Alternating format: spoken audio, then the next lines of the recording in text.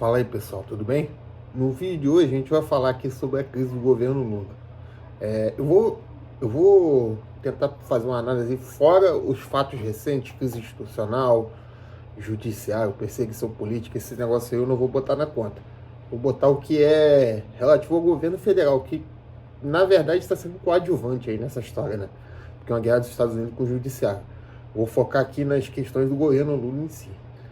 Então, por que tanta gente está criticando o presidente? Tem mesmo a base dele, mais a esquerda e também a direita e os liberais. O que o Lula fez? Ou deixou de fazer para desagradar todo mundo ao mesmo tempo? Eu vou explicar isso de um jeito simples aqui, para todo mundo entender o que está rolando. Vamos lá. Então, por que o governo está em crise, Lula? Primeiro, a popularidade dele despencou. Hoje está em 35% de aprovação, bem baixo. Principalmente se compararmos aí com os governos anteriores dele. Tinha índices altíssimos ali, né? Porque a galera gostava do Lula ali. Não é uma questão de... Aqui eu não estou falando de performance, de evolução. Eu estou falando mais de aprovação mesmo em si, né? E o problema é que ele está sendo criticado por todos os lados. E a esquerda acha que ele não está fazendo o suficiente para os mais pobres e a direita e o mercado diz que ele está gastando desenfreado, né? Que é o Lula, porra, não tem como ser diferente. E descontrolando as contas. É um fogo cruzado, ninguém está feliz. E a gente vai tentar entender um pouquinho mais do porquê aqui nesse vídeo. Bom, tem a questão das promessas de campanha não cumpridas, né? Um dos grandes motivos da crise são as promessas de campanha que não saíram do papel, ou pelo menos não como o povo esperava. Lula prometeu aumentar o salário mínimo acima da inflação, expandir o Bolsa Família, investir em infraestrutura para gerar empregos e até trazer a volta da picanha e cervejinha, né, para a mesa do brasileiro. Quem não se lembra disso tá vivendo em outra dimensão. A realidade foi outra, né? Só foi ajustado direito esse ano. Antes não rolou como prometido, o Bolsa Família cresceu, mas não na escala que muita gente imaginava. E a picanha é bom, vocês já sabem, né? Não preciso comentar. Arroz, batata e cebola com alta de mais de 30% em algumas regiões. Ficou difícil cumprir essa parte. O povo que votou nele esperava uma mudança rápida, e a decepção bateu forte. Vamos lá, vamos falar das medidas econômicas e os impactos aqui. O governo tentou aumentar a arrecadação com mais impostos, mas não resolveu o buraco nas contas. O déficit público passou de 90 bi, cara. Mesmo com a gente batendo recorde de arrecadação todo ano, ou seja, mais impostos saindo do nosso bolso, o ministro Haddad tentou taxar empresas que recebem benefícios fiscais, até soltou uma lista para mostrar quem não paga imposto, mas isso não avançou no Congresso. Por outro lado, criaram um imposto sobre as blusinhas importadas da China. E quem sentiu foi o consumidor. A ideia era boa, mas na prática as empresas repassam esses custos pra gente, é óbvio, né? Imposto, gente, entende esse negócio. O imposto, ele sempre vai ser pago pela parte mais fraca, não tem jeito. E o bolso brasileiro sofre com isso, não tem jeito. Dívida pública está cheia de juros. Uma coisa aí que não é clara muito para todo mundo, né? Outro problema gigante é a dívida pública, porque já tem 77% do PIB e pode chegar a 90% até 2030. Isso é preocupante, porque o Brasil não é como os EUA e o Japão ali, os Estados Unidos e o Japão, que devem muito, mas tem confiança do mercado. Aqui a gente é visto como devedor médio. Para atrair investidor, o governo precisa oferecer juros altos.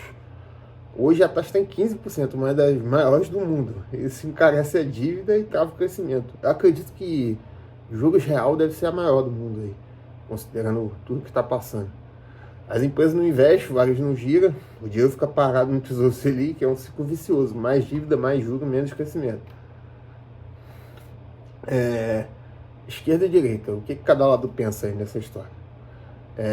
Por que ninguém está satisfeito? Vamos simplificar. A esquerda quer um Estado forte, com mais imposto para os ricos, para ajudar os pobres. Já os liberais dizem que quanto mais imposto, pior, porque o Estado é ineficiente e a inflação come o poder de compra do mais pobre. O Lula tentou ficar no meio do caminho, criou um marco fiscal para controlar gasto, mas não cumpre direito, o que irrita a esquerda. Ao mesmo tempo, o real se desvaloriza, né? Falei errado aqui. E a inflação não está sob controle. O que assusta o mercado aí, né, no final das contas. No fim, ele pegou um pedaço de cada ideia, misturou tudo e não agradou ninguém. Enfim, pra gente resumir aí, basicamente, como é que tá sendo esse negócio. A culpa é do Lula? Tem quem diga que o Lula é assim mesmo, um conciliador. Ele não é de esquerda, nem de direita, nem liberal. Ele vai aonde a popularidade leva. Só que, de tanto tentar não incomodar ninguém, acabou incomodando todo mundo. Em 2 anos, a aprovação dele caiu feio. Já um pato manco ali, né? No governo, e olha que não teve pandemia para justificar isso. É uma façanha, né? Enquanto isso, a inflação dos alimentos subiu 6,4% em 2024 e itens básicos estão cada vez mais caros. A população mais pobre está sentindo na pele. E a paciência está acabando. Vamos lá. Agora vamos falar de aumento de imposto aí do Haddad. O governo até tentou algumas soluções aí, né? A despesa pública bateu recorde em 2023 e 2024, mas mesmo arrecadando mais, o déficit não fecha. O Haddad propôs taxar grandes empresas de dividendos, mas o Congresso barra tudo que mexe nos interesses deles, dos poderosos e até do povo, né? Eu gosto de sair pagando imposto igual um doido, né? Enfim, quando o imposto vem, sobra só para a população. Tipo os tributos na blusinha, as empresas. Elas não absorvem custo, repassa para a gente. Sem um mercado mais competitivo é difícil fugir disso, porque o imposto sempre vai pesar em nós. Bom, o que pode fazer para sair dessa? O que o Brasil precisa fazer? Ele precisa de reformas sérias, né? Uma reforma administrativa, cortar essa montanha de gastos sem objetivo aí, um monte de cupincha, compra de voto, essa estrutura estatal encroada que tem aqui, né? Precisava de uma reforma da Previdência para torná-la pelo menos sustentável, porque hoje é quase uma pirâmide, é uma pirâmide na real, né? Teria que fazer um ajuste estrutural muito sinistro ali para conseguir fazer isso. Eu nem sei sugerir qual seria a melhor forma disso. Uma reforma tributária, né? Para mim, tinha que cortar a porra toda, que imposto é roubo, mas na ideia deles lá é simplificar os impostos, né? Uma coisa que tinha que fazer em qualquer forma que viesse é tirar o peso das pequenas e médias empresas, porque são elas que geram a maioria dos empregos. E cobrar mais de quem lucra muito. Se eles pregam esse negócio de que eles querem taxar quem ganha muito, sei lá, pô, tributa dividendos acima de um certo valor, tipo 2 milhões por ano, sei lá. Que aí você vai realmente estar fazendo o que eles dizem que vai fazer, né? Mas eles dizem que vão tributar rico, mas eles só aplicam imposto que vai foder todo mundo. E vai cair no colo dos mais pobres sempre, né? Que imprime dinheiro doidado e a inflação dispara. E além disso, o governo precisa mostrar que controla a inflação e os gastos para baixar o juros, né? Só que 90% do orçamento está engessado com saúde, educação e aposentadoria, mano. Só sobra 10% para mexer. Isso aí exigiria apoio do Congresso, que não vai colaborar, né?